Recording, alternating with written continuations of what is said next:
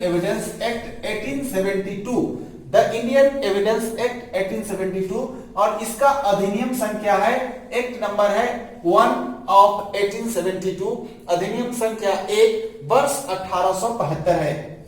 यहां देखिए आप लिखा हुआ है जी गवर्नर जनरल से इसको अनुमति प्राप्त हुई थी 15 मार्च 1872 ईस्वी को और इसकी ड्राफ्टिंग किए हैं सर जेम्स स्टीफन ने। आज के लिए बहुत इंपॉर्टेंट, बेसिक में 3-4 शब्द आपके लिए महत्वपूर्ण है, इसका नाम याद रखिए।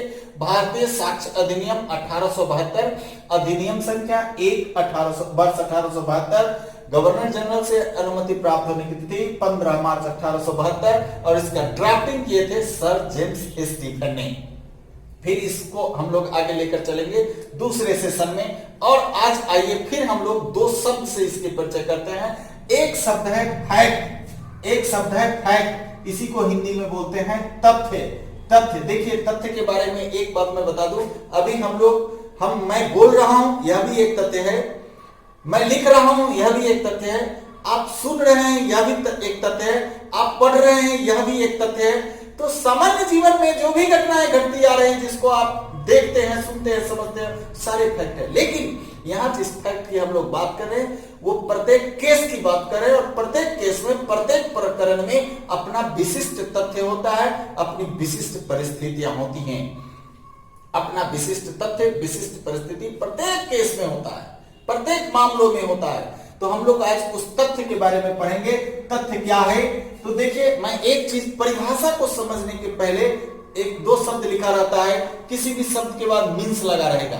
जैसे fact means, fact includes, fact means and includes.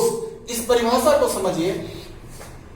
अगर मीन्स एंड इंक्लूड्स है परिभाषा, तो उस परिभाषा को आप कहिएगा पार्टली वाइडर है और पार्टली नैरोअर है। Partly narrower and partly wider definitions कहलाएगा अगर मीन्स एंड इंक्लूड्स है तब। देखिए, अभी इस पर भी हम लोग आगे के सेशन में चर्चा करेंगे, परिभाषा किस किस प्रकृति का होता है। अभी हम लोग फैक्ट की परिभाषा को चलते हैं, जो भारतीय साक्ष्य अधिनियम की धारा 3 में परिभाषित है। कहां है फैक्ट की परिभाषा? इंडियन एविडेंस एक्ट के सेक्शन 3 में फैक्ट की परिभाषा दी गई है। और फैक्ट की परिभाषा दी गई है, इसको समझते हैं, कोई थिंग्स, स्टेट ऑफ थिंग्स या रिलेशन ऑफ थिंग्स, कोई वस्तुओं की अवस्था या वस्तुओं का संबंध। देखिए, वस्तुओं की अवस्था, स्टेट का मतलब यहां अवस्था से है, रिलेशन मतलब संबंध, वस्तुओं का संबंध। तो कोई वस्तुओं की अवस्था या वस्तुओं का संबंध, कोई वस्तु, ये मान लीजिए यही वस्तु है, ये वस्तु अभी खड़ा है, इस वस्तु की अवस्था, इस वस्तुओं का संबंध मुझसे, ये मेरा है, यही होता है वस्तुओं की अवस्था, वस्तुओं का संबंध। यदि बोधगम्य हो, देखिए भाई, प्रसिद्ध लिखा है, प्रसिद्ध का हिंदी होता है बोधगम्य।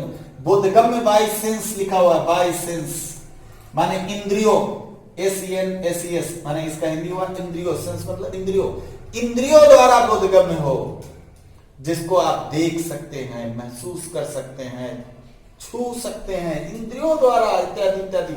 ये 5 इंद्रियां हैं और इसी इंद्रियों द्वारा यदि बोधगम्य हो, इंद्रियों द्वारा यदि बोधगम्य हो तो वही फैक्ट कहलाता है। और इस फैक्ट को हम लोग फिजिकल फैक्ट कहते हैं। क्या कहते हैं? फिजिकल फैक्ट कहते हैं।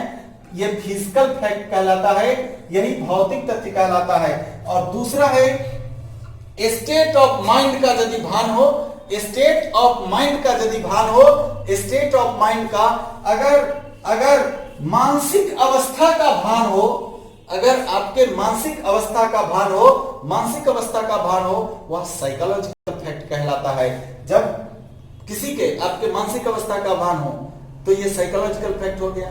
यदि आपको इंद्रियों द्वारा बोधगम्य हुआ, फिजिकल फैक्ट हो गया। अब चलते हैं दूसरे शब्द की ओर। दूसरा शब्द है हमारा एविडेंस। दूसरा शब्द है एविडेंस, साक्ष्य। देखिए, साक्ष्य ये भी इंडियन एविडेंस एक्ट के धारा 3 सेक्शन 3 में डिफाइन किया गया है। और धारा 3 में जो साक्ष्य की परिभाषा दी गई है वो मूलतः साक्ष्य के प्रकारों को बताता है।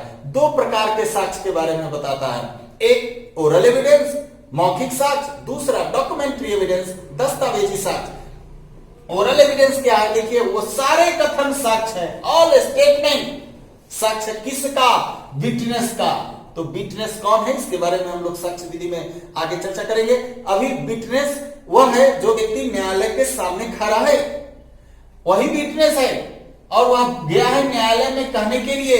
क्या न्यायालय रिक्वायर्ड की है? Yes, required and permitted by the court. बिना परमिशन के, बिना अपेक्षा किए जाने पर, न्यायालय द्वारा अपेक्षा किए जाने पर, वो अनुमति दिए जाने पर, न्यायालय द्वारा by court, required and permitted by court, न्यायालय द्वारा अपेक्षा किए जाने पर और अनुमति दिए जाने पर अगर ये विटनेस न्यायालय में स्टेटमेंट करता है, और ये स्टेटमेंट किस चीज के बारे में जाकर बोलेगा? दाल चावल ये सब कुछ नहीं। न्यायालय में जो matter of fact under inquiry है, जो विषय जांचाधीन है, जांचाधीन विषयों के बारे में, जांचाधीन विषयों के बारे में यदि ये विटनेस न्यायालय द्वारा अपेक्षा किए जाने पर, अनुमति दिए जाने पर स्टेटमेंट करेगा, वह ओरल एविडेंस होता है। दूसरा डॉक्यूमेंट्री एविडेंस। डॉक्यूमेंट्री यानी कोई भी डॉक्यूमेंट, इसमें इंक्लूड है इलेक्ट्रॉनिक रिकॉर्ड भी, इलेक्ट्रॉनिक अभिलेख भी इंक्लूड है। ये आईटी एक्ट 2000 के द्वारा इसमें समावेशित किया गया है कि वो भी डॉक्यूमेंट्री एविडेंस में आता है। अगर प्रोड्यूस किया जाता है न्यायालय में सिर्फ इंस्पेक्शन के पर्पज से, न्यायालय में निरीक्षण के पर्पज से, कोई दस्तावेज या कोई इलेक्ट्रॉनिक अभिलेख अगर आप प्रस्तुत करते हैं, वह साक्ष्य कहलाता है। तो ये साक्ष्य की परिभाषा और तथ्य की परिभाषा भारतीय साक्ष्य अधिनियम की धारा 3 में दी गई है। अब आगे हम लोग फिर देखेंगे इनके शब्दों के बारे में और इसके बेसिक कंसेप्ट के बारे में।